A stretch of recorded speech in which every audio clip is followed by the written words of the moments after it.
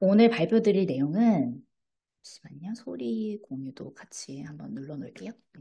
오늘 발표드릴 내용은 제가 저희 AI 분과에서 며칠 전에 발표를 하고 사실 발표라기보다는 선생님들과 같이 생각을 나누고 그래서 오늘 발표드릴 내용 안에 저희 분과에서 같이 브레인스토밍하고 의견 나눴던 내용들도 같이 들어있어요. 그래서 저희 분과에서 함께 생각해봤던 내용들 공유드린다고 생각해 주시면 될 것 같습니다.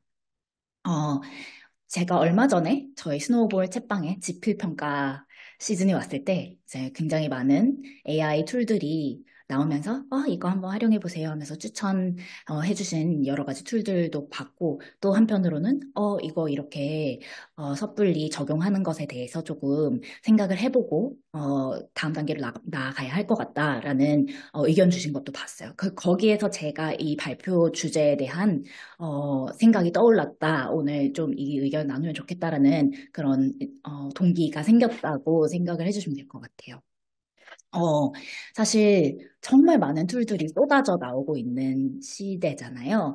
그래서 AI를 빼놓고는 평가에서도 아무것도 논할 수 없는 시대가 되었습니다. 그래서 지금 보여드리는 툴처럼 뭐 비디오를 넣으면 바로 퀴즈를 막 만들어주거나 막 10분 만에 시험 만드세요. 이런 툴들도 있고, 영어만을 위해서 영어의 네 가지 영역, 말하기, 쓰기, 읽기, 그다음에 듣기, 그다음에 뿐만 아니라 뭐 단어 이런 것들을 정말 한 큐에 제작을 해주는 그런 툴들도 굉장히 많습니다. 그래서 다양한 툴들 속에서 이제 저희가 이거를 어떻게 활용하느냐 그거를 굉장히 생각을 해보면서 접근을 하는 게 중요한 시기인 것 같아요. 그래서 제가 저희 AI 분과에서 이거 한번 활용해 보셨냐 이런 질문을 가지고 이야기를 나눠봤거든요. 저 같은 경우에는 챗GPT를 되게 잘 쓰고 있고 저희 AI 분과인 만큼 굉장히 다 잘들 활용을 하시고 계셔요.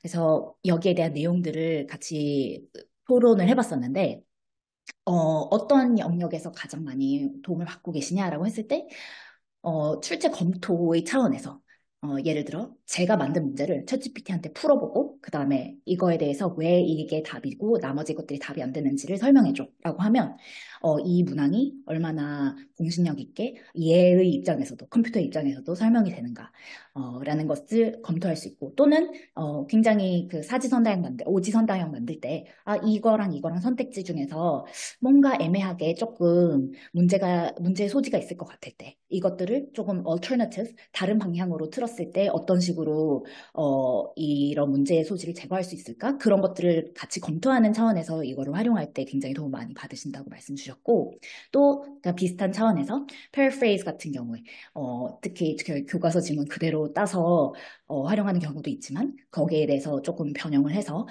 그 같은 주제를 가지고 다른 것들을 할 수 있는 그런 확장성들을 테스트하고 싶으실 때도 있으시잖아요. 그럴 때도 많이 활용하신다고 하셨고, 사지선다형의 주제 문제 그런 거 있을 때 브레인스토밍 할 때도 굉장히 도움 많이 받고 계십니다.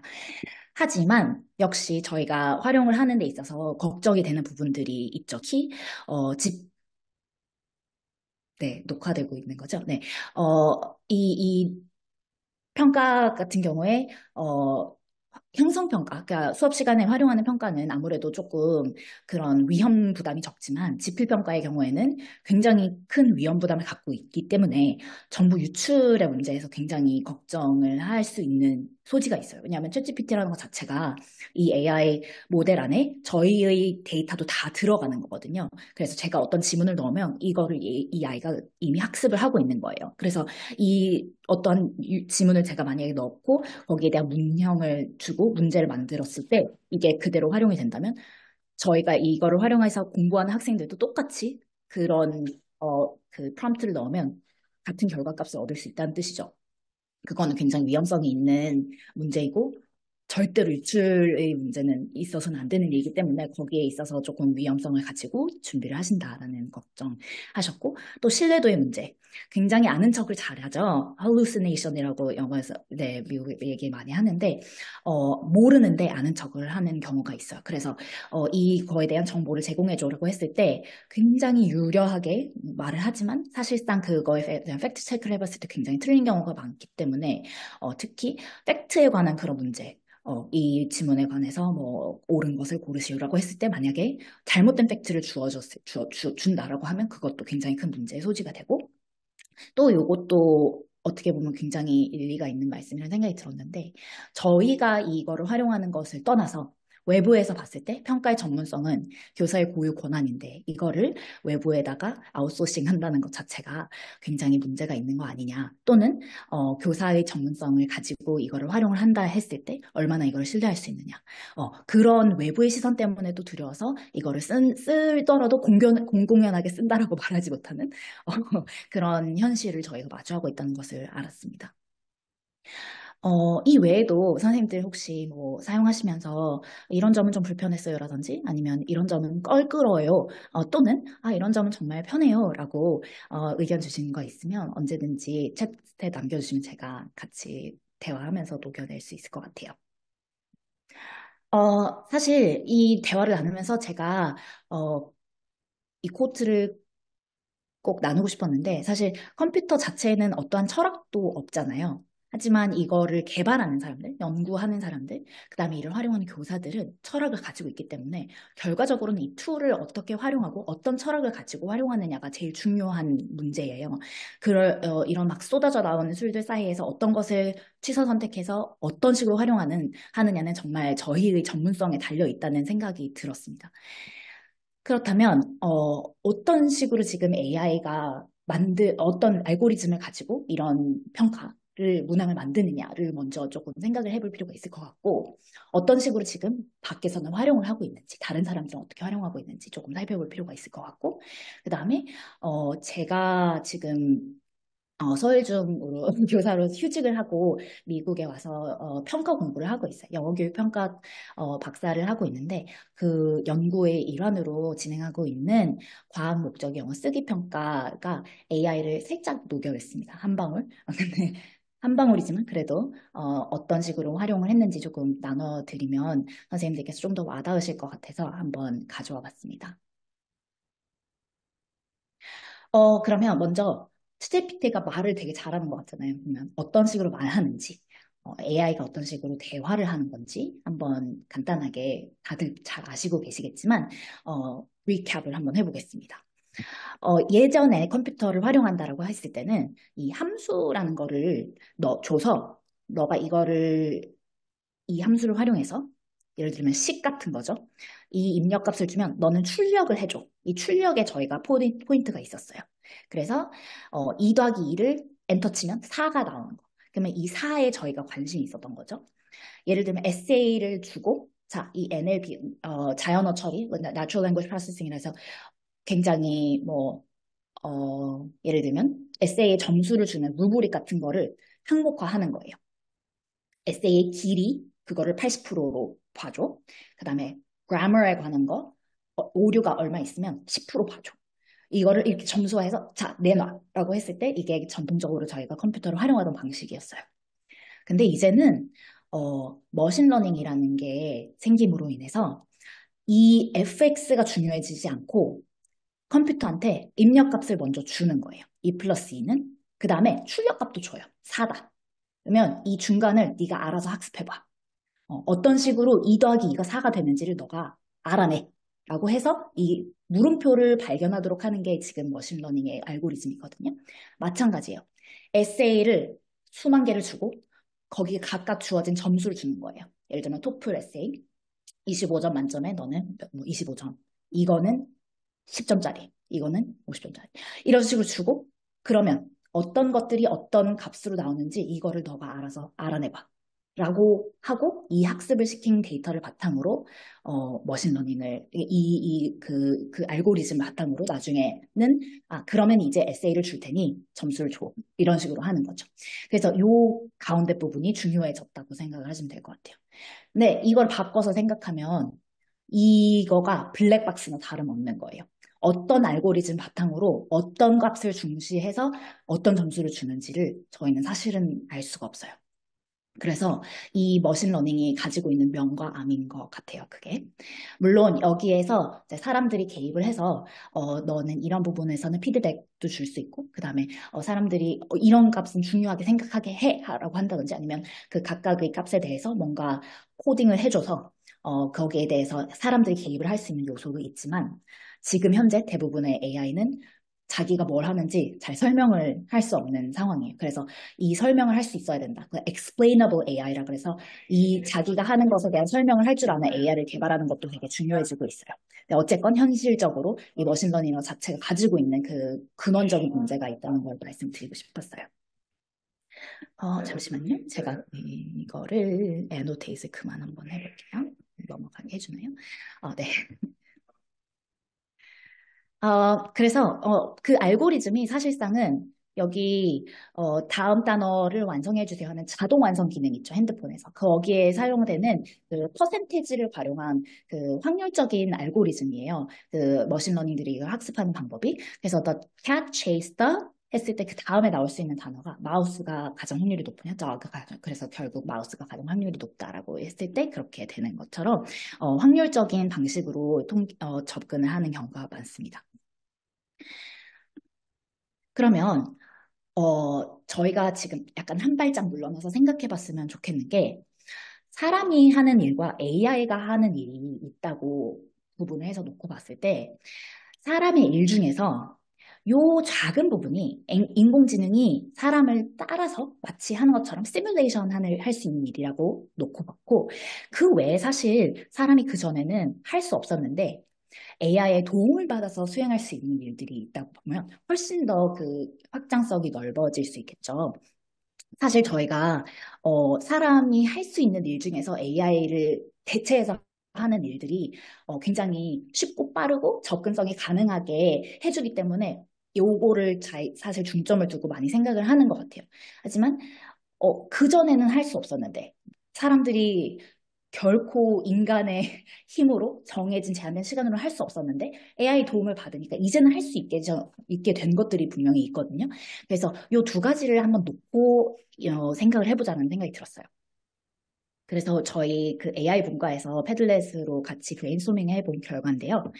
기존의 AI가 그러니까 기존 사람이 했던 그 평가 관련된 교사가 했던 평가 일 중에 AI가 시뮬레이션 할 수 있는 작업으로는 루브릭을 제작하는 거, 평가 문항 제작하는 거, 평가 계획을 설계하는 거, 예를 들어 어떤 템플릿을 주고 여기 채워줘라고 하면 그 전에는 없었던 것들을 굉장히 쉽게 해준다.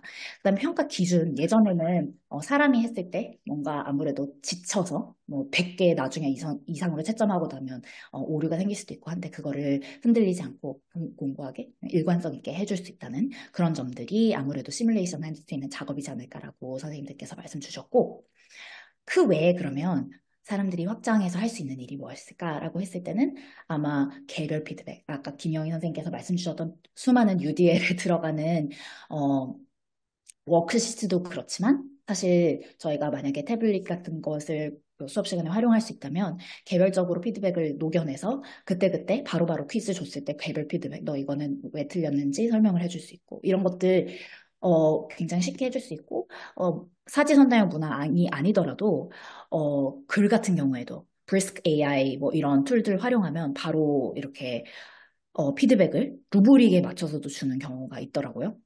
그래서 그 더큐멘트 안에 바로바로 딱 녹여내서 꽂아줘요.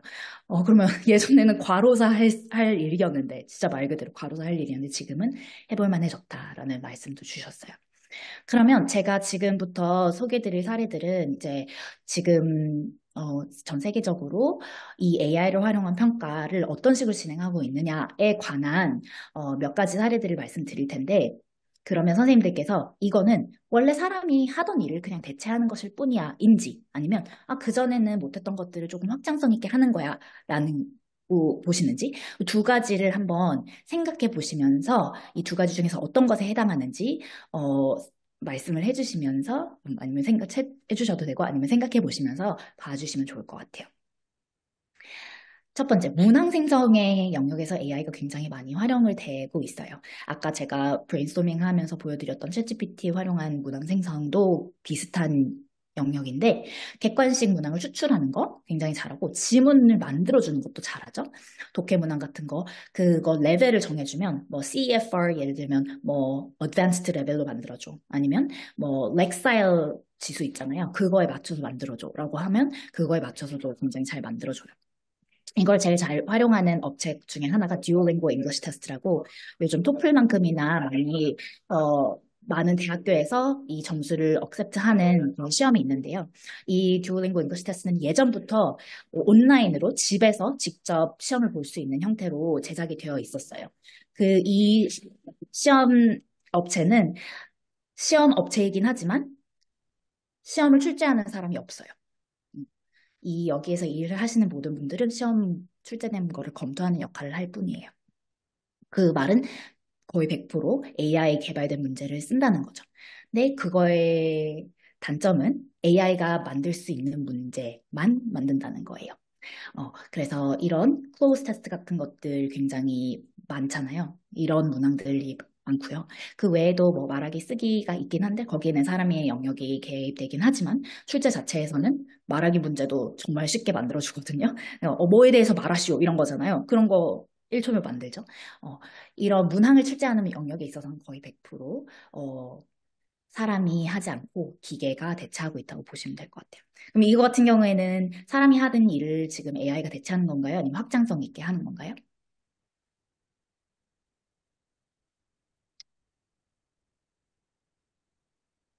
기존에 사람들이 하던 일인지 아니면 하지 못했던 일을 지금 도움을 받아서 하고 있는 건지.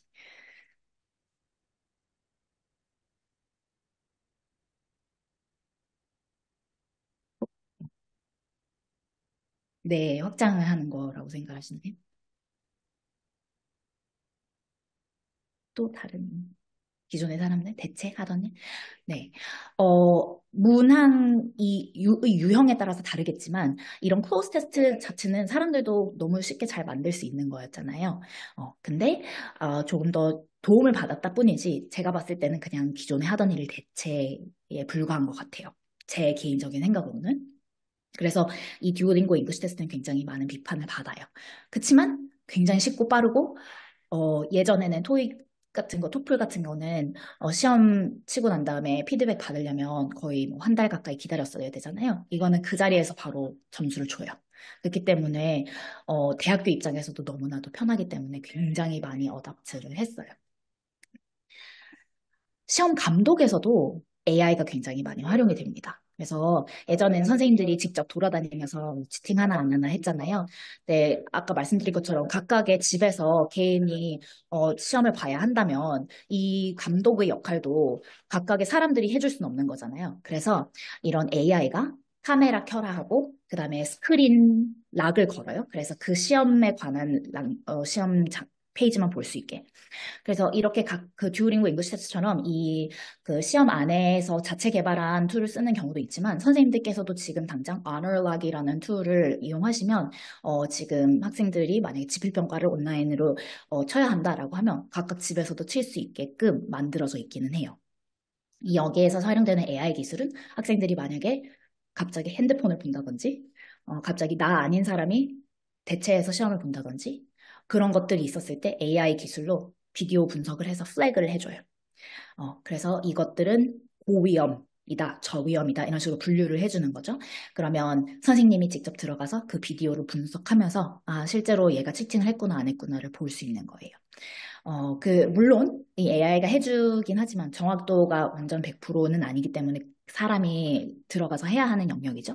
하지만 이거가 있기 때문에 기존에는 뭐 예를 들어 30명 한 사람이 감독한다 해도 할 수밖에 없었던 거를 이제는 수천 명도 한 번 할 수 있게 된 거예요.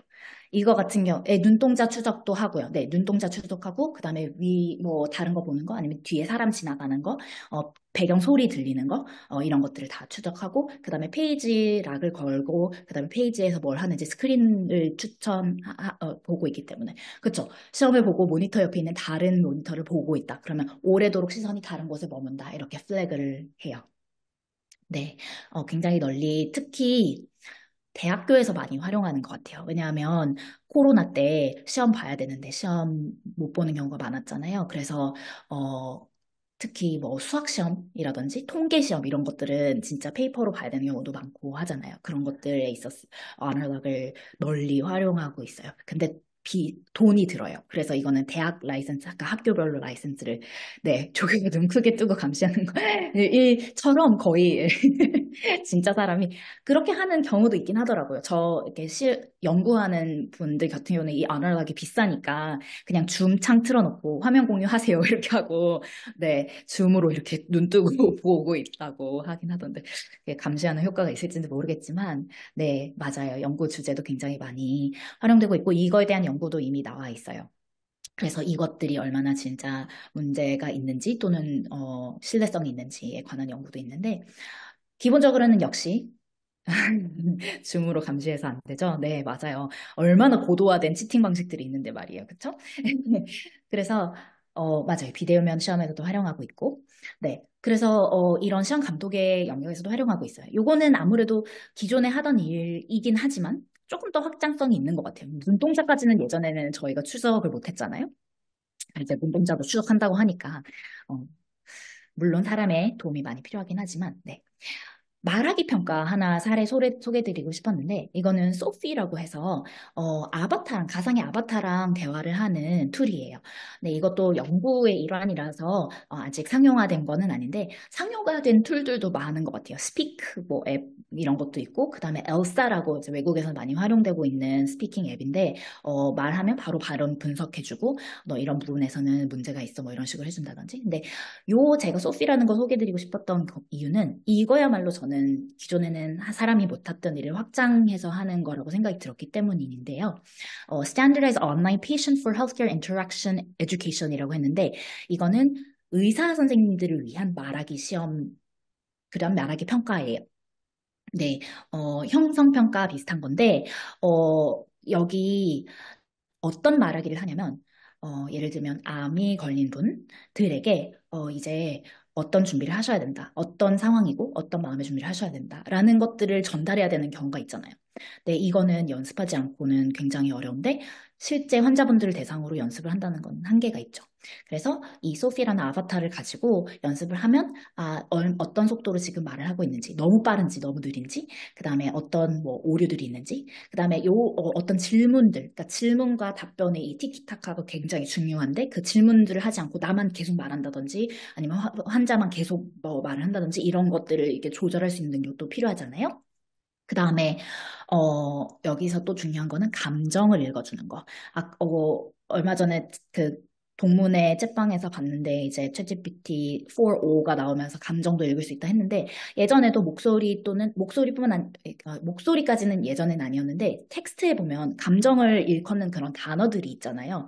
그걸 이용해서 sentiment analysis라고 해서 감정 분석은 예전부터도 할 수 있었어요. 그래서 이 툴 같은 경우에는 그거를 활용하는 건데 이 소피나 이 제가 말하는 것들을 이용해서 이 감정을 분석을 해주는 거예요. 그러면 이 감정은 적절하다. 너무 같다. 너무 뭐 이게 편차가 심하다. 이런 것들을 분석을 해줄 수 있는 거죠.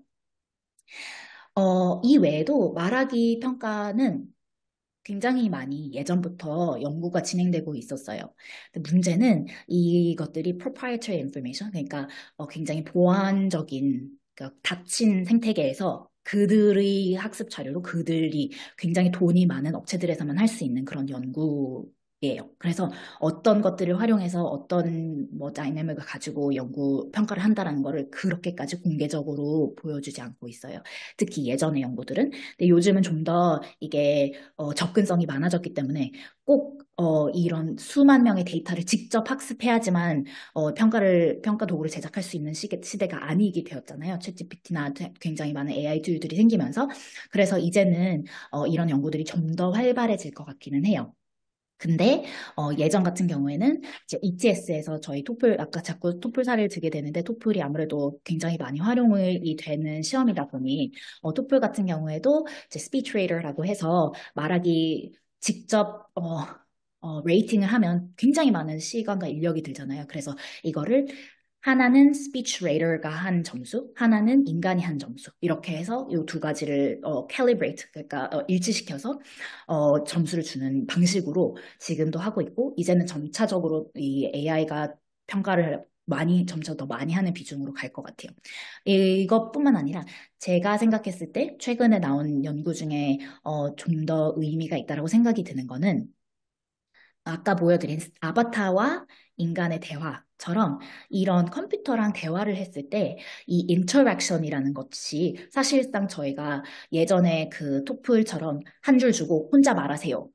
라는 것과는 다르게 진짜 저희가 말하기를 했을 때 유의미한 말하기잖아요. 쌍방향의 의사소통. 그 의사소통을 평가하기 위한 툴들이 많이 나오고 있어요. 그래서 이 의사소통의 역량이란 무엇인가?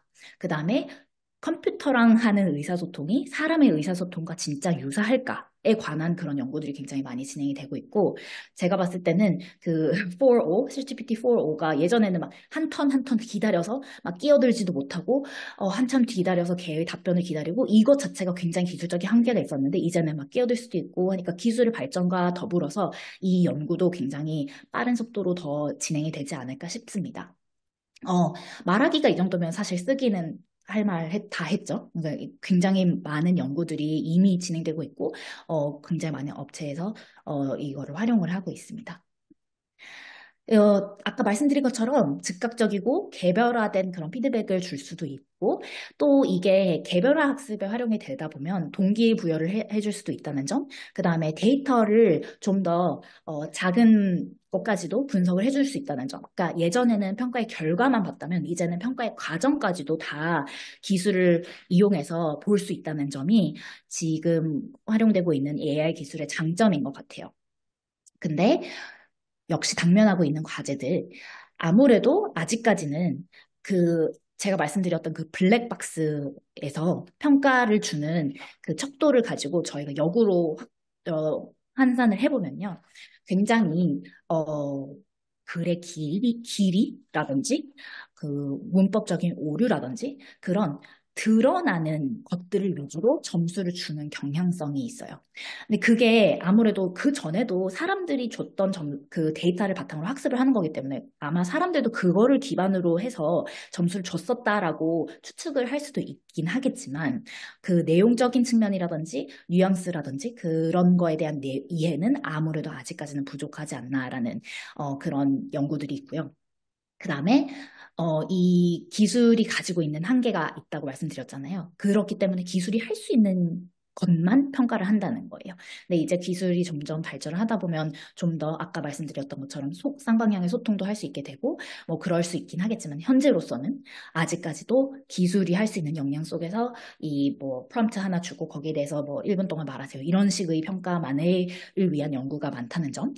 그 다음에 예전에는 이런 평가가 아까 말씀드렸던 것처럼 선생님이 하던 거였는데 선생님이 주던 피드백이 훨씬 더 사람이 한 거라는 것 자체가 주는 커넥션이 있잖아요. 근데 그게 아니라 이제 AI가 대체했다라는 것 자체가 주고 있는 것에 대한 저항감. 학생들이 저는 이러면 선생님한테 제가 왜 수업을 받아요? 뭐 이런 식으로 나올 수도 있는 거고 네, 그런 지점에서도 굉장히 윤리적인 문제도 있고 다뤄야 할 심리적인 문제들도 많지 않나라는 생각이 듭니다. 그래서 이 녀석 사람보다 AI에게 피드백을 받는 게 좀 더 따사롭다고요. 그쵸? 사람들이 줬다고 생각하면 오히려 더 상처받을 수도 있는데, 네. 저희가 조금 새는 얘기긴 한데, 저희 AI 본과에서 자꾸 챗GPT가 이상한 소리 하면 너 그거 아니야라고 하면 미안해 이러잖아요. 그거 와닿으시나요? 선생님들? 미안한데 사실은 이게, 그랬어. 뭐 이러면서. 하나도 안 미안하면서 미안하다고 하냐, 뭐 이런 식으로 배신감 든다라는 선생님도 계셨고, 영혼 없는 미안해 그만하라고 혼낸다. 맞아요. 그렇긴 한데 그래도 그 미안하다라고 말하는 그 자체가 굉장히 온화하다. 내가 어떤 말을 해도 상처받을 것 같지 않은 그 녀석의 바다와 같은 마음이 오히려 고맙다. 뭐 이런 마음도 있었던 것 같고요. 네. 아무튼, 네, 잠깐 다시 돌아와서, 어, 저희는, 지금 제가 계속해서 사람이 할 수 있는 것을 대체하는 것, 그 다음에 사람이 할 수 없었던 걸 확장성 있게 생각하는 것, 요 두 가지 지점에서 한번 지금의 사례들을 생각해 달라 말씀을 드렸었는데, 한 발짝 물러나서, 평가란 무엇인가? 죄송해요. 자꾸 근원적인 질문을 던지는 것 같은데, 평가가 해야 될 일이 뭐냐라고 생각하면, 저희 모두 이 학생들이 밖에 나가서 21세기를 살아나갔을 때 할 수 있는 역량에 대한 것들을 평가가 반영을 하길 원하잖아요. 실제 사람들이 어떻게 일하고, 실제 사람들이 어떻게 배우고, 실제 사람들이 어떻게 공부를 하느냐가 평가가 반영하지 못한다면 그건 죽은 평가나 다름없거든요. 무의미한 평가잖아요. 오지선다형 거기 있는 단어가 어떤 쓰임인지 알아서 뭐 해요. 사실 그거 잘한다고 말 잘하는 거 아니고 잘 읽는 거 아니라고 저는 생각하거든요. 21세기에는 그것보다 훨씬 더 많은 일들을 해야 하는데 거기에 갇혀서 있는 평가를 자꾸 잘 만든다고 AI를 백날 활용하면 그게 진짜 의미 있는 평가냐라는 근원적인 질문을 제가 하는 말이 아니고 수많은 연구자들이 하고 있고 저희도 공감하는 바일 거라고 생각을 합니다. 어, 토플도 역시 마찬가지죠. 저희는 이거를 read and forget method라고 부르는데 agriculture에 대한 그 농업 지문을 한참 읽고 나서 막 답하라 해요. 그 다음에 이거에 대해서 이번에는 역사에 대한 거 해보라 그래요. 그러면 이거에 대한 내용은 다 까먹어도 상관없잖아요. 근데 실제로 저희가 대학뿐만 아니라 이제 실생활에서 읽기를 어떤 식으로 하나요? 네이버에서 기사 막 읽는다고 생각해 보세요. 기사 읽고 나서 관심 있는 거 있으면 다시 찾아보고, 그 다음에, 이 정보는 좀 잘못된 것 같은데? 그러면 다시 막 검색해보고, 나무 위키 막 이런 데 들어가서 확장해서 보고, 저는 이번에 막 뉴진스 사태 막 너무 관심 있게 봤거든요. 너무 궁금하잖아요. 이거의 막 관점이 다르고, 이쪽의 관점이 다르고, 이거는 너무 막 크로스 체크하고 싶은 인포메이션 너무 많잖아요. 잘못된 정보들도 너무 많고. 그러면 막 계속해서 확장을 해서 보고, 그 다음에 결론적으로는 제 생각을 말해서 막 저는 제 남편한테 저는 그래도 미니진 지지한다고 막 이런 식으로 얘기했거든요. 근데 막 결국은 제 생각을 정리해서 말하는 거 그게 저희 21세기에 해야 될 일이잖아요. 특히나 잘못된 정보들이 막 쏟아져 나가고 있는 이 세상에서. 그렇다면 실제로 저희가 평가해야 되는 바는 그냥 읽고 까먹는 게 아니라 굉장히 고차원적인 기술들을 활용해서 고차원적인 역량들이 필요하단 말이에요. 그래서 이거는 미국의 사례이긴 한데 토플을 개발하는 ETS에서 이 토플 같은 시험은 이제 더 이상은 안 된다. 좀 더 새로운 시험이 필요하다라는 취지에서 새로운 시험이 나왔어요. 혹시 선생님 뮤트 부탁드려도 될까요? 뭔가 배경음이 들려요. 네, 감사합니다. 네. 제가 이거 진짜 저희 분과에서도 계속 욕하는 거 아니라고 말씀드렸는데 그 시험의 이름이 시발이에요. 근데 이게 뭐의 줄임말이냐면 cognitively based 오해하지 마시라고 말씀드려요. cognitively based assessment for of as learning이에요. 선생님들 그 assessment for learning, assessment as learning, assessment of learning 이거는 들어보셨죠? 네, 선생님들 다들 잘 아시는 관점일 것 같은데, 이 시발이라는 시험은 저는 가끔 화날 때 이렇게 해요. 시발은, 어, 이런 역량들이 저희 뇌 속에서 일어나는 cognitive process들이 있잖아요. 이런 것들을 평가해야 된다라고 얘기를 하는 거예요. 21세기 핵심 역량은 한 번의 시험, 한 지문 읽고 까먹고 하는 걸로는 평가가 되지 않는다라는 취지에서 그러면 실제 21세기 역량들은 어떠한 인지적인 과정을 통해서 일어나는지를 이용해서 이거를 학습도 시켜야 되고, 그러니까 수업 시간에도 녹여내야 되고, 그 다음에 평가를 하기도 해야 되고, 그 다음에 이 평가의 과정 자체가 또 학습의 역할을 해야 된다라고 해서 이 시발 시험이 시작된 거예요.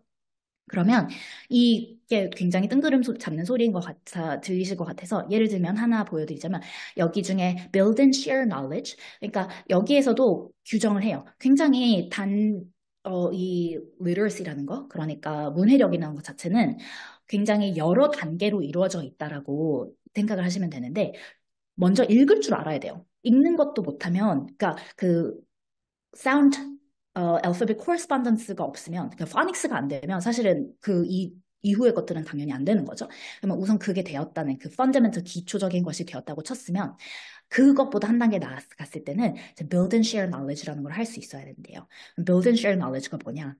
아까 말씀드렸던 이 독해 지문 같은 거 있잖아요. 그러면 그 지문을 먼저 읽기 전에 이걸 왜 읽는지에 대한 그 background knowledge, 제가 갖고 있는 그런 생각들, 어, 무엇을 이미 알고 있는지에 대해서 생각을 해보고, 그 다음에 이 글을 읽는 목표를 정해요. 예를 들면 저는 뉴진스의 그 미니진의 입장과 방시혁의 입장이 어떻게 다른지 궁금했다. 그러면 그 방시혁의 입장을 너는 먼저 찾아봐야겠어. 아니면 두 정보가 어떻게 다른지 찾아봐야겠어. 이게 저의 목표인 거잖아요. 그러면 읽어요. 글을 뭐 나무위키든지 뭐든지 읽어요.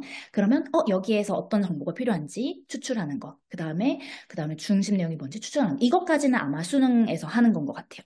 근데 그 이후에 clarify meaning, 실제로 이 정보가 맞는지에 대한 확인을 해야 해요. 그거를 위해서는 한 가지 텍스트만 읽어서는 안 되겠죠. 여러 가지 텍스트를 읽고 이게 misinformation인지 진짜 information인지를 clarify 해요. 그 다음에 내가 모르는 부분이 또 분명히 있잖아요. 그러면 이 부분은 내가 아는지 모르는지 아는 그 메타인지도 굉장히 중요하니까 그것도 체크를 해요. 그 다음에 이걸 다시 한번 consolidate 하는 거예요. 나의 방식으로. 내가 이거를 읽기를 했었다면 이제 쓰기로 또는 말하기로 consolidate를 하고 그 다음에 이걸 누군가에게 전달을 하는 거예요. 그래서 이 과정 자체가 예를 들면 커리큘럼에 한 단원에서도 다 녹아 있고 단원의 차원에서 아니라 만약에 이게 이 학기의 목표다 그러면 학기 차원에서도 녹아 있고 그 다음에 지필평가, 중간고사, 기말고사에도 녹아 있고 그 다음에 전체적으로 만약에 학교 단위의 평가 이런 거 하잖아요. 형성 그런 것들에도 똑같이 이걸 하는 거예요. 그러면 이 예를 들면 50분의 시험 안에서도 이 과정들이 녹아나 있게 설계를 하는 거죠. 그러면 이게 쉽지 않을 거라는 게 당연히 눈에 보이실 것 같아요. 그래서 이분들이 활용하는 메서드 중에 하나가 Scenario Based Language Assessment라 그래서 이야기를 녹여내서 애들이 직접 예를 들면 게임에 들어간 것처럼 어떤 역할을 부여해주고 목적을 주고 이 목적에 맞게 팀원들이랑 협력을 해서 결과값을 이뤄내게끔 하는 그게 Scenario Based Language Assessment예요. 그래서 제가 하는 연구가 사실은 이 Scenario Based Language Assessment인데 저의 경우에는 이제 과학 목적으로 영어를 활용하는 학생들을 위한 Scenario Based Language Assessment를 만들고 있어요. 제가 과학을 활용한 이유는 단순히 과학에 대한 연구가 굉장히 많이 이 과학의 그 cognitive process, 그 인지 과정의 연구가 가장 잘 되어 있어서였고 또 그 과학 연구를 하는 것 자체가 굉장히 필요해진 시점이 된 것 같아요. 모든 분야에서. 그래서 이런 인지 과정이 꼭 이과 학생들뿐만 아니라 과학을 공부하는 어떠한 학생이든에게 의미가 있지 않을까라고 생각해서 이 연구를 하게 되었고, 물론 이과 학생들에게는 훨씬 더 유의미한 연구가 되겠죠. 저 같은 경우에는 학생들에게 상상의 인턴십을 지원한다고 생각을 해야 그래서 이 인턴십 안에서 너가 이 탱이라는 테크놀로지에 대해서 너가 기여를 하게 될 건데 되게 있어 보이죠. 근데 사실은 정전기 현상을 연구하는 거예요. 그래서 이 정전기 현상에 대한 실험 보고서를 너가 직접 써야 하는데 실험을 너희가 팀원들끼리 같이 설계하고 그 다음에 같이 결과적으로 랩 리포트를 써서 내봐 라고 얘기를 하는 거예요. 그러면 학생들은 기존에는 실험, 자, 실시 1번 이거 한다, 2번 이거 한다 이런 실험 설계서를 주고 너네가 해 라고 했었잖아요. 근데 21세기에는 그게 안 통한단 말이에요. 이거는 이제 컴퓨터에 그냥 검색하면 이 값 나오면 이거 나온다라는 거 바로 나오는 시대잖아요. 근데 지금 필요한 역량은 너네가 궁금한 것들을 직접 탐색할 수 있는 그런 과학 역량이 필요해질 시대란 말이죠. 그러면 너네가 직접 질문을 설계하는 것부터 시작을 해야 된다는 거예요. 그러면 저 같은 경우에는 지금 이 모든 시나리오가 이 안에서도 학생들이 그 과학에 관한 용어들이라든지 과학 컨셉 자체는 한국어로는 굉장히 정전기 형상 굉장히 쉬운 거잖아요. 근데 그거를 영어로 모를 수 있기 때문에 이거를 학습을 할 수 있는 아까 말씀드린 assessment for of as learning을 저는 그냥 learning oriented language assessment라는 용어로 표현을 한 건데 이 시험 안에서도 학습이 일어날 수 있게 그 굉장히 많은 스캐폴딩을 주려고 하고 있어요. 근데 이 스캐폴딩을 하는 거에 AI 에이전트가 들어가요. 왜냐하면 제가 아까 말씀드렸던 것처럼 시나리오를 이끌어가는 과정에서 이 AI가 하는 이 역할이 있는 거거든요. 그래서 이 캐릭터에게 AI 기술을 활용해서 이제 말할 수 있게 해주는 거예요. 지금 말씀드리는 거 제가 너무 두서없게 말해서 어떤지 모르시겠지만 제가 조금 이따 보여드릴게요. 그 다음에 실제로 이 캐릭터가 하는 그런 스캐폴딩들이 얼마나 의미가 있고 학습을 촉진하는지 여부가 제가 관심 있는 연구 주제 중에 하나예요. 사실 이거는 제 메인 연구 주제는 아닌데 제 진짜 연구의 목적은 이 Learning Oriented Language Assessment, 이 시험이 실제로 얼마나 학습을 촉진하느냐가 저는 오히려 좀 더 관심 있는 분야긴 한데 여기 AI 캐릭터가 녹아있기 때문에 이 사례를 한번 나눠보면 좋겠다라는 생각을 했습니다. 그러면 요거 보여드리기 전에 보여드리는 게 맞으려나? 네. 시간 관계상 빠르게 조금 넘어갈게요. 이 시험이 그래서 어떤 시나리오로 구성되냐라고 말씀을 드리자면 아까 말씀드렸던 그 역량, 시험을 설계할 수 있는 역량을 맞춰서 설계가 되어 있어요. 먼저 얼마나 아는지를, 그 백그라운드 knowledge를 체크하고 난 다음에 아이들이 직접 질문을 던지게끔 합니다. 그 다음에 그 질문에 대해서 가설을 설정하는 거. 근데 가설 설정하는 방법을 모를 수 있기 때문에 가설을 어떻게 설정해야 하는지에 대한 선생님의 설명이 들어가고요. 거기에 바탕으로 이제 실험을 직접 설계를 하고 이 실험에 대해서 데이터 컬렉션 하고 난 다음에 이거를 직접 분석해서 결과적으로는 여기 처음에는 가설만 쓰고 그 다음에는 과정을 쓰고 마지막에 컨클루전까지 써서 이제 부분 나눠서 결과적으로 이제 랩 리포트를 하나 써내는 게 최종 과제예요. 그래서 아까 그냥 이제 백문이 불여일견이라고 그냥 보여드리는 게 나을 것 같아서 이 가상 시나리오에서 멘토가 어떤 Welcome 역할을 to the 하는지 보여드릴게요. scenario-based language 혹시 소리가 잘 들리시나요? assessment for students around the world learning science in English. This assessment will guide you through the journey of a student interning at a science lab. In this lab, you'll be researching about a new electricity technology called Tang. You will participate in a lab project with a group of students and run some experiments. Are you ready to start the project? Great! Then let's meet your mentor first. Hi, welcome to the Tang Lab. I'm Ms. Rossi, the manager of the Tang project. This year, we have a special internship opportunity for science students around the world. I'll be your mentor for your internship. You might not know much about the Tang project, but it's okay because I'm here to help you. Also, you'll be working with other high school students as a team. Before we start, please tell me about yourself so I can understand who you are and what you're interested in. I'd like to group you with teammates with similar interests. Don't worry, I will never share your personal information with others. 네, 인공지능으로 생성된 아바타예요. 어떤 기술이냐면 그냥 제가 이 스크립트를 넣어요. 그러면 알아서 만들어줘요. 아까 말씀드렸던 그 센티먼트 애널리시스라 해서 감정까지 읽거든요. 그래서 막 와우 이러면 와우 이렇게 말하는 것까지 해준대요. 이제는 아바타가. 네, 그래서 인공지능으로 생성되는 앱인데 굉장히 있어 보이지만 사실은 선생님들께서도 지금 당장 만드실 수 있습니다. 그래서 synthesia.io라고 들어가시면 제가 그룹 채팅에 넣어드릴게요. 저는 이게 처음에 무료로 풀렸을 때 어떻게 알았냐면 이걸로 산타클로스 메시지를 만들어준다는 거예요. 그래서 제 딸이 지금 4살인데 한창 산타 믿을 나이잖아요. 그래서 산타가 너한테 메시지가 있대. 너 말 좀 잘 들으래. 뭐 이러면서 신티시아로 호호호 뭐 이러면서 했거든요. 근데 믿는 거예요, 진짜로. 아마 자기 이름 불러주고 이러니까 선생님들께서도 혹시 아이들 속일 일이 있으시면 하셔도 되고 더 좀 소름 돋는 거는 선생님들의 얼굴 데이터를 학습시키면 선생님들을 따서 만들어주기도 해요. 저는 거기까지는 좀 소름 돋아서 안 했는데 사실 여기에서 제일 중요한 거는 ethical concern인 것 같아요. 이거를 얼마나 윤리적으로 활용할 수 있는지. 이게 한 끗 하면 딥페이크 테크놀로지잖아요. 딥페이크랑 이거의 차이는 그냥 하나예요. 이거를 얼마나 악용될 목적으로 사용해서 나쁜 정보를 퍼뜨리고 이걸 투명하지 않게 그러니까 투명하게 공개를 하지 않고. 그래서 저는 이 시험을 이거는 제가 연구할 때 42명 정도 학생들에게 파일럿 연구를 했고 이제 진짜 연구를 하려고 준비를 하고 있는 과정인데 학생들한테 분명하게 말을 해줘요. 이거 AI로 만들어진 아바타다.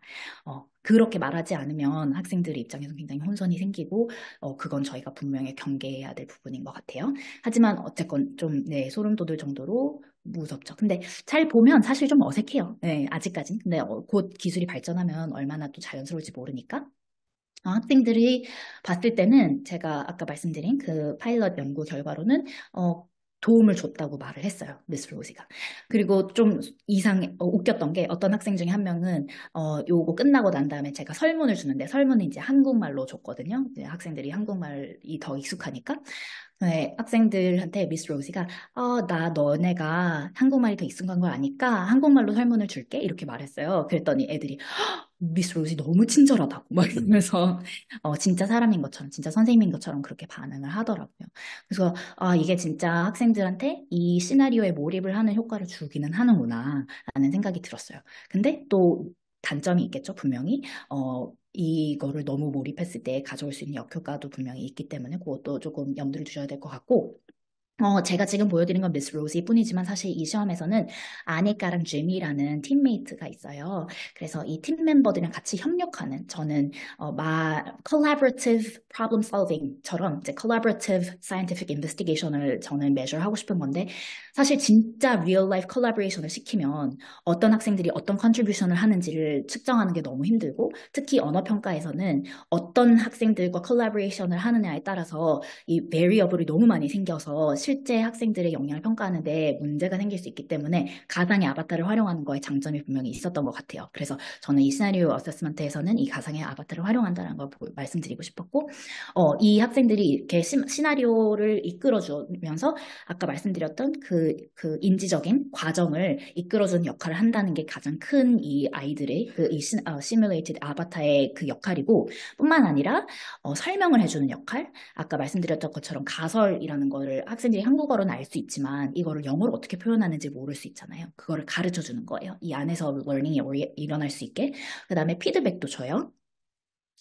네, 이 비디오는 선생님이 제가, 네, 각각의 절차에 대해서, 그러니까 이걸 만드는 게 당연히 선생님들께서는, 뭐, 음, 예를 들어 지필평가를 내가 만들겠다? 작정하고 만들겠다 하시면 저는 할 만한 가치가 분명히 있는 평가인 것 같긴 한데 예를 들어서 한 차시의 뭐 수업으로 만들겠다라고 했을 때는 저는 비추하는 것 같아요. 왜냐하면 일일이 다 비디오를 생성해야 되기 때문에.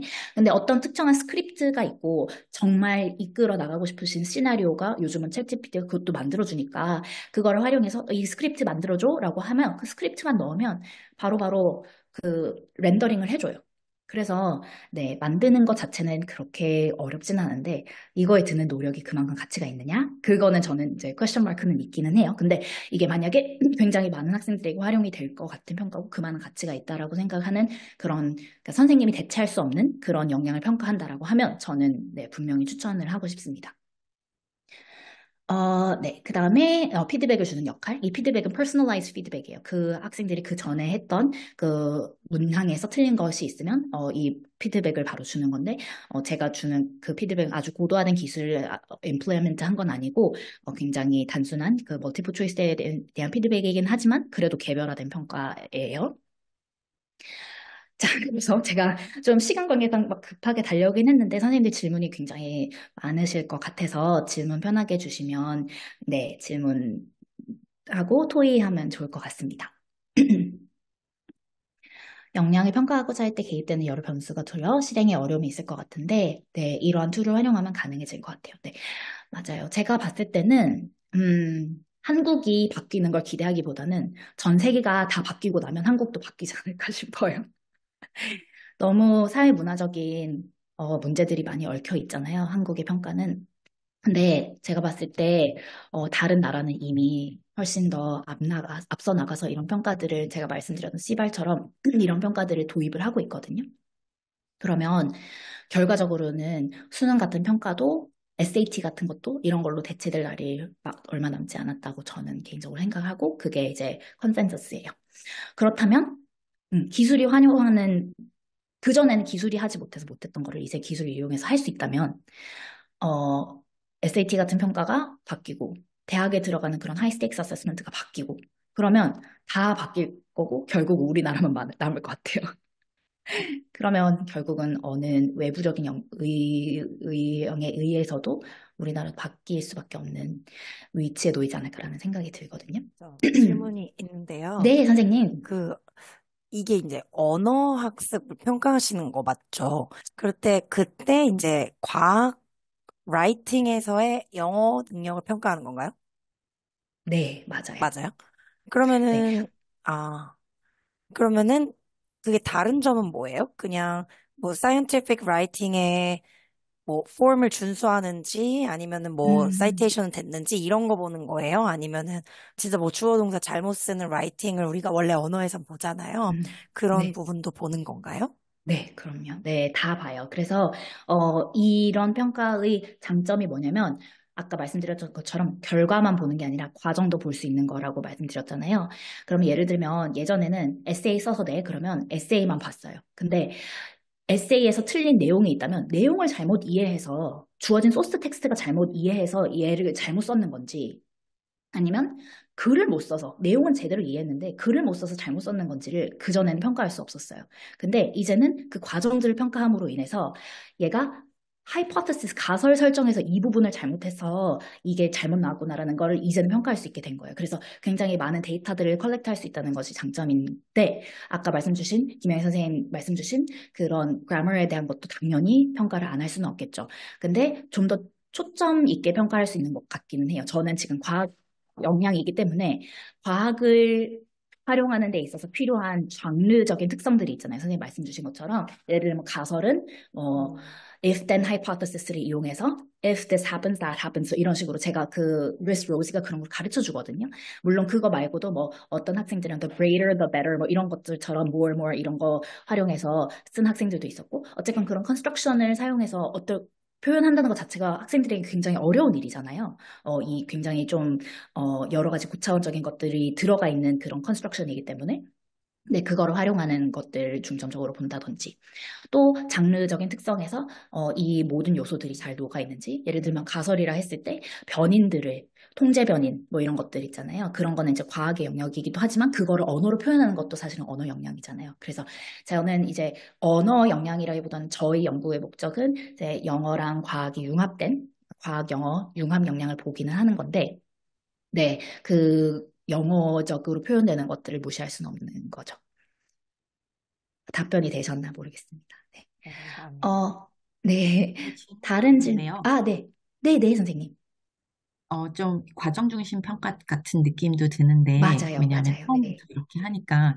근데 이제, 과정 중심 평가를 실제로 할 때, 애가 처음에 틀렸어요. 그러면은 이제 네. 이거 점수를 깎냐, 어쩌냐, 막 이런 게 조금 음, 고민이 됐었거든요. 그러니까 이런 네네. 경우에 이제 학생들이 가설 설정을 잘못했는데 학습을 해서 다시 수정을 하면 이제 학습을 했으니까 네. 괜찮은 건지, 그러니까 그 전에 제대로 몰랐었던 거가 점수가 음, 감점이 되는 건지, 아니면 최종적으로 얘가 어떻게든 배웠으니까 그냥 성취했다 이렇게 보는지, 그러니까 음, 과정을 평가한다고 했는데 빠른 그러니까 실수 없이 학습하는 것과 그냥 최종적으로 결국 어느 성취도를 달성했는 것, 이 어떤 네.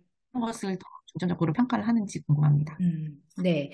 이거는 선생님들 각각의 개인이 교육 철학과도 맞닿아 있을 것 같아요. 그래서 이거에 대한 답변을 저는 섣불리 드리고 싶진 않지만 제 철학을 말씀드린다면 저는 평가 자체도 교육의 목적이 분명히 녹아 있어야 된다고 생각하기 때문에 처음에 잘 못한 거는 당연히 못한다고 생각을 하고 들어가는 게 맞다고 생각을 해요.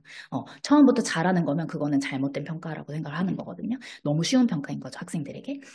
그래서 학생들이 잘 할 수 있는 부분과 잘 못할 수 있는 부분들이 같이 녹아있는 평가를 만드는 게 맞고, 잘 못하는 부분에 있어서 향상도를 봐줄 수 있는 평가. 결과적으로는 처음에 하는 것들은 피드백 이후에 얼마나 이걸 형상할 수 있는지를 보는 영향으로서 측정을 하는 거지. 이거 자체가 점수에 저의 개인적인 사견으로는 녹아 들어가서는 안 된다고 생각을 해요.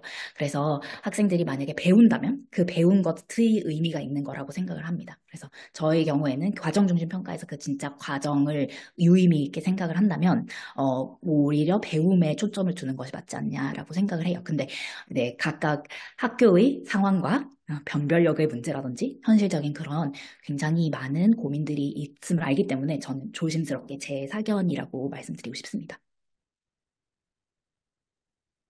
그러면 20말 테스트에서는 어떻게 네, 점수가 네, 부여됐는지, 네, 이거는 네. 예, 이거는 네, 앞에 과정들도 보기는 해요. 예를 들어서 이제 읽기가 있고 쓰기가 있고 뭐 이런 식으로 있잖아요. 그러면 읽기도 읽기 점수에 들어가요.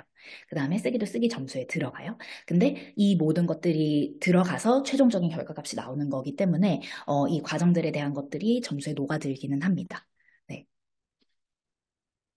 근데 만약에 같은 태스크를 2번 줬다? 예를 들어서 쓰기를 처음 한번 해보고 나중에 또 한번 해봐라고 했었다면 첫 번째 거는 들어가지 않아요. background knowledge test라고 이분들도 똑같이 하거든요. 예를 들어서 어휘력을 먼저 점검을 해요. 그래서 이 주제 관련된 어휘, 저 같은 경우는 과학이니까 과학 이 주제, tribal electricity, 정전기라는 용어를 아느냐 모르느냐 이런 것들을 처음에 background knowledge 체크하잖아요. 그건 점수에 들어가지 않아요. 왜냐하면 이 아이들이 얼마나 아는지를 아는 것은 저의 의도이지 학생들을 평가하기 위한 의도가 아니기 때문에 네. 그래서 상황에 맞게 네, 좀 유연하게 라고밖에 답변을 못 드린 점 죄송합니다. 근데 네. 저도 조금 궁금한 게 있는데요.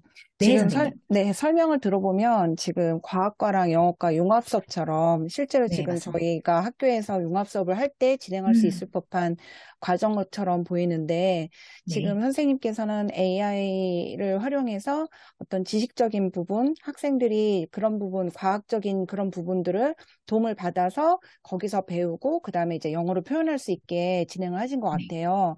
근데 네, 사실 과학과에서는 그 5개념 이런 거를 굉장히 중요하게 생각을 하고 맞습니다. 학생들이 그 어떤 그런 지식을 잘못 배우지 않도록 굉장히 신경을 쓰던데 만약에 선생님께서 진짜 과학과 함께 이렇게 융합 수업을 진행하시는 게 아니라 이런 AI 기술을 활용해서 영어 쓰기 능력을 평가하는 시험을 진행하신다면 그 과학적인 그런 개념이나 과학적인 학습에 관련된 부분은 어떻게 판단을 하거나 도움을 받거나 평가에 음, 반영하는지 그게 사실 좀 네. 궁금합니다. 네, 네, 너무 좋은 질문이고, 딱 제가 하는 연구의 주제이기 때문에 그렇게 질문 주셔서 너무 감사해요. 제가 말씀드린 것처럼 영어랑 교과 융합 역량이라는 거는 교과의 개념을 잘 아는 것도 너무 중요하고, 교과 안에서도 이제는 21세기 학습 역량이 너무 중요해졌기 때문에 그 개념만 아는 거, knowledge, 이렇게 말하더라고요. Doing science is more important than knowing science in the 21st century. 그렇죠? 그래서 할 줄 아는 거, 과학을 한다는 게 뭔지를 측정할 줄 알아야 된다는 거예요. 그런 면에서 제가 이런 평가가 과정 중심일 수밖에 없다고 말씀을 드리는 게 이 과학을 한다는 것 자체는 그냥 이거에 대해서 뭐 사지선다형으로 답하시오만으로는 측정될 수 없는 부분이라는 거죠. 근데 제가 아까 보여드렸던 미스 로지가 그 피드백 주는 거 있잖아요. 이게 사실은 말 그대로 과학 시험에 기반한 피드백이에요. 그래서 언제 정전기가 일어나나요? 하고 오지선다형 문제를 줘요. 오지선다형 문제를 쓰는 게 나쁘다는 얘기가 아니에요. 오지선다형이 필요할 때는 5개념을 체크할 때 굉장히 유의미하게 쉽게 체크할 수 있는 문항이고 또 피드백도 이런 식으로 오지선다형이기 때문에 바로 제가 줄 수 있었던 거잖아요. 그러면 이 5개념을 확인하고 그 5개념에 대해서 수정을 할 수 있는 기회를 주고 그 이후에 5개념이 정정된 거를 반영해서 쓰기에 녹여낼 수 있는 그런 거를 저는 녹여낸 거고 한 가지 또 제가 이거를 정확하게 말씀 안 드린 것 같은데 제가 이거를 활용한 거는 이제 형성평가라기보다는 지필평가로서 이거를 활용하는 사례로 생각하고 개발을 한 거지만 이거는 제가 말씀드렸던 씨발의 사례처럼 교육 과정에서 예를 들어 선생님 말씀 주신 과학 영어 융합 수업을 한 학기 동안 진행을 하셨다. 그러면 지필평가는 어떻게 하실 거예요? 라는 질문을 했을 때 똑같이 그 사지선다형 페이퍼 주고 너 이거 해라고 하는 거가 정말 의미가 있느냐라는 질문을 드리는 그 고민점에서 이런 연구가 시작이 된 거고, 만약에 진짜 연구하는 역량을 기르는 과정 중심 평가를 한 학기 내내 수행하셨으면 지필평가 역시 그 과정을 평가할 줄 아는 그런 평가가 되어야 한다라는 생각에서 이런 지필평가를 소개를 드렸다고 말씀을 드리고 싶어요. 물론 학교 현장에서는 컴퓨터를 활용해서 이렇게 지필평가를 한다는 게 얼마나 말이 안 되는 소리인지 전 너무 잘 알고 있기 때문에 네, 조심스럽게 말씀을 드리지만 네, 이런 취지였다라는 말씀 드리고 싶고 언젠가는 우리나라도 변하지 않을까라는 희망을 가지고 네, 말씀을 드렸습니다. 네. 그다음에 고정 선생님 역시 적극적으로 도움을 준다고 할 때 학생들은 주수영 선생님 어떤 도움을 준다고 느끼냐고 말씀을 주셨는데, 네, 저는 제가 지금 연구자의 입장에서 이 평가를 활용하고 있는데, 제가 이 연구를 활용할 때 다른 학교 현장에서 이거를 파일럿했다 말씀드렸잖아요. 그때 이제 선생님은 이 미스 로지가 선생님이 만든 평가를 전달해주는 역할을 한다라고 학생들을 인지를 하고 있었던 것 같아요. 그래서 만약에 학교 현장에서 활용이 된다면 이 미스 로지라는 사람이 선생님의 사실 이 캐릭터를 선생님 얼굴로도 지금도 만들 수 있다고 말씀드렸잖아요. 학생들 입장에서는 진짜 선생님이 도움을 주는 게 훨씬 더 다정하게 느껴지고 좀 더 현실감 있게 느껴지고 이렇다고 생각하시면 선생님의 역할을 해도 되는데 저의 경우에는 이제 다양한 학생들을 포괄하는 평가를 만들다 보니 미스 로지라는 캐릭터를 넣게 되었고 네, 선생님의 역할을 동반하는 여기에서는 멘토라고 얘기를 하거든요. 그런 차원에서 할 수 있지만 이 평가 말고 다른 평가에서는 다르게 또 활용할 수 있지 않을까 싶습니다. 네, 시간이 너무 오래돼가지고 제가 마무리로 한 가지만 말씀드리고 마무리하고 싶어요. 제가 지금 하는 연구가 아직 제가 말씀드렸듯이 파일럿 단계이긴 한데 아무래도 실제로 좀 더 발전을 시켜서 선생님들의 의견도 듣고 학생들의 의견도 듣는 연구를 하고 싶습니다. 그래서 선생님들께서 혹시 요거를 한번 저 한번 해보고 싶어요 하시는 분 계시면 저에게 지금 채팅 유튜브 주소? 네, 유튜브는 그냥 한 화면을 보여드린 거라 가지고, 네, 보여드릴 수도 있고, 아니면 시험 전체를 제가 보여드릴 수도 있으니, 저에게 지금 개톡 주시거나 아니면 저 채팅방에서 찾아서 주수형 해주셔도 되고, 아니면 여기 해주셔도 너무 감사할 것 같습니다. 저는 이제 관심 가져주시면 너무나도 감사한 입장이라서, 네, 선생님들께서 혹시라도 또 이거 학생들이랑 활용을 해보고 싶다라고 하시면 아마 한 차시 정도의 시험 끝날 수 있게 제가 마련은 해놓을 것 같아요. 그래서 뭐 시험 끝나고 집필 끝나고 시간 남을 때 방학 직전에 아이들이 참 좋아할런지는 모르겠지만 제가 기프티콘은 주거든요. 연구 참여하는 학생들에게 10,000원 상당의 기프티콘도 주고 아니면 선생님들 원하시면 맛있는 거 쏘는 걸로 제가 지원은 해드릴 수 있으니 선생님들께서 연락 주시면 정말 정말 감사할 것 같습니다. 아니면 제가 막 연락 드릴 수도 있어요. 네, 정말 감사합니다.